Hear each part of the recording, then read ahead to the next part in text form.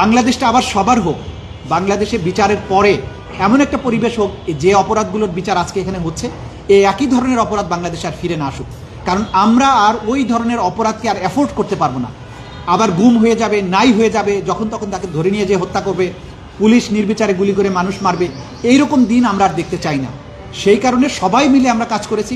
আমরা হ্যাপি আমার টিমমেটদের প্রতি, তদন্ত সংস্থার প্রতি। আমার টিমমেটরা সবাই প্রত্যেকেই তার জায়গা থেকে অবদান রাখার চেষ্টা করেছেন। আমি প্রত্যেকের উপরে আজকে বলছি, আমি প্রত্যেকের উপরে সন্তুষ্ট।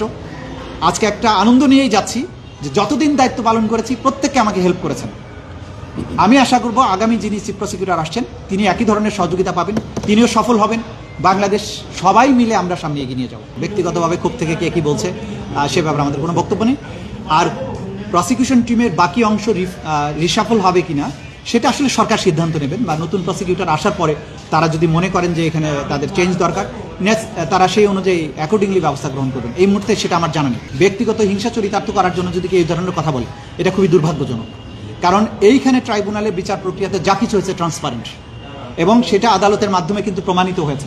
সুতরাং আজকে এই মুহূর্তে যদি কেউ অসৎ উদ্দেশ্যে কোনো মিথ্যা অভিযোগ করে, বাংলাদেশের গোটা জনগণ সাক্ষী, মিডিয়া সাক্ষী, আপনারা জানেন যে কী ধরনের ট্রান্সপারেন্ট প্রক্রিয়ার মধ্যে দিয়ে বিচার প্রক্রিয়া অগ্রসর হয়েছে।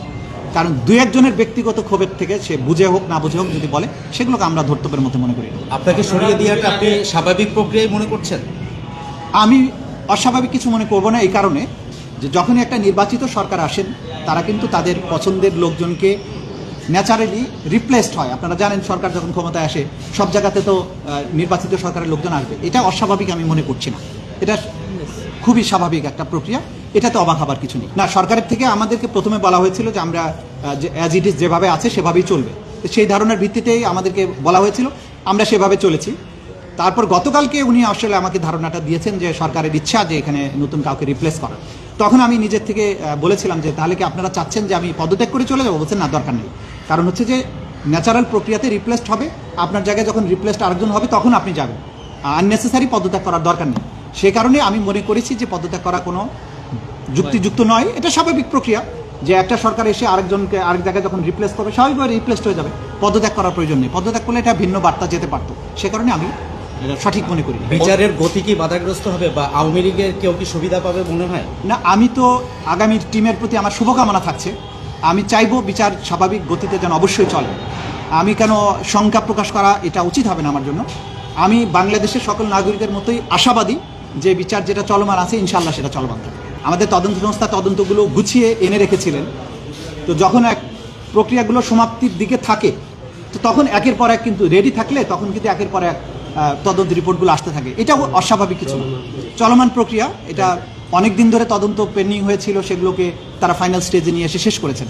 যখন আপনারা জানেন যে একটা জিনিস যখন কমপ্লিট হয় তখন ওই ফরম্যাটের সূত্র ধরে বাকিগুলো কিন্তু সহজেই সমাপ্ত করা যায়, সেই অর্থে তারা করেছেন। আমি খুব কনফিডেন্ট যে আমার 17 মাসের সময়ে যে বিচারগুলো হয়েছে, যে রায় হয়েছে, যে ডকুমেন্ট আমরা প্রডিউস করেছি, এই ব্যাপারে উচ্চ আদালতে গিয়ে কোনো রকমের এই জিনিসগুলোর ব্যাপারে কোনো অপ্রমাণ হওয়ার সুযোগ নেই, জাজমেন্ট উল্টে যাওয়ার কোনো সুযোগ নেই।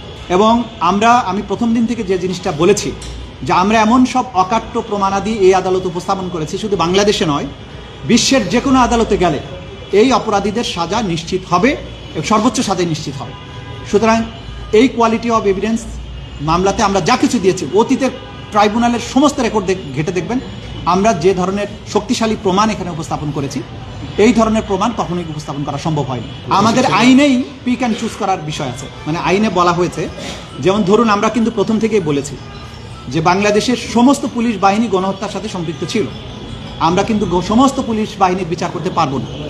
আমরা সুপিরিয়র কমান্ডারদের এবং সবচাইতে যারা নটোরিয়াস ভূমিকায় ছিলেন তাদেরকে বিচারের আওতায় আনবো। এটা যদি পিক অ্যান্ড চুজ বলেন, এটা অবশ্যই পিক অ্যান্ড চুজ, এবং আইনে এই ক্ষমতা দেয়া আছে যে চিফ প্রসিকিউটর ডিসাইড করবেন কোন কোন মামলাকে তিনি এই ট্রাইব্যুনালে নিয়ে আসবেন, কোন কোনগুলোকে আনবেন না, কোনোটা দরকার হলে সাধারণ আইনে পাঠিয়ে দিতে পারবেন। সুতরাং মানবতা বিরোধী অপরাধের বিচার দুনিয়ার ইতিহাসে দেখবেন কোথাও গণহারে হাজার হাজার সৈন্যকে শাস্তি দেওয়া হয় না, সেখানে টপ কমান্ডারদের দেওয়া হয় এবং যারা একদম সরাসরি অ্যাট্রোসিটির সাথে ডাইরেক্ট ইনভলভমেন্ট ছিল তাদেরকে সাজা দেওয়া হয়। আমাদের আইনে এটা বলা আছে। যেমন ধরেন একটা ঘটনায় 5 জন আসামি আছে, 5 জন আসামিকে কিন্তু আমি 5 বার ট্রায়াল করতে পারি। প্রথমে একজনকে আনতে পারি, পরে একজনকে আনতে পারি, পরে একজনকে আনতে পারি, যেটা আমাদের প্রচলিত বিচার ব্যবস্থার ধারণা সম্পূর্ণ উল্টা। সে কারণে অনেকে মনে করেন যে ওকে বিচার করছে, ও তো আসামি হতে পারত। হ্যাঁ, তার সে যে আসামি হবে না পরবর্তীতে সেটা কিন্তু বলা যাচ্ছে না। কিন্তু এই মুহূর্তে মামলা প্রমাণের জন্য আমরা যদি 5 জনের মধ্যে বাকি 4 জনকে সাক্ষী হিসেবে নিয়ে এসে মামলাটা প্রমাণ করি এবং পরবর্তীতে তাদের বিরুদ্ধে তদন্ত করি, তাহলে কিন্তু কোনো রকমের আইনগত ব্যত্যয় হবে না। সুতরাং আমাদের আইনে এই সুযোগ আছে, এই বিচারের ধারাটাই ভিন্ন। সে কারণে কোনো রকমের পিক অ্যান্ড চুজ বলতে যে অর্থে ব্যবহার করা হয় সেই ধরনের কিছু করা হয়নি। আমরা যা কিছু করেছি অ্যাজ পার ল করেছি। আমি কোনো গ্রুপিং নাই, আমি আপনাদের স্পষ্ট করে বলছি, প্রসিকিউশন অফিসে কোনো গ্রুপিং নেই।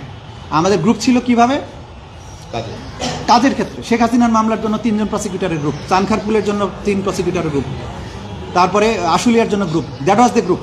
আমাদের মধ্যে কোনো গ্রুপিং ছিল না।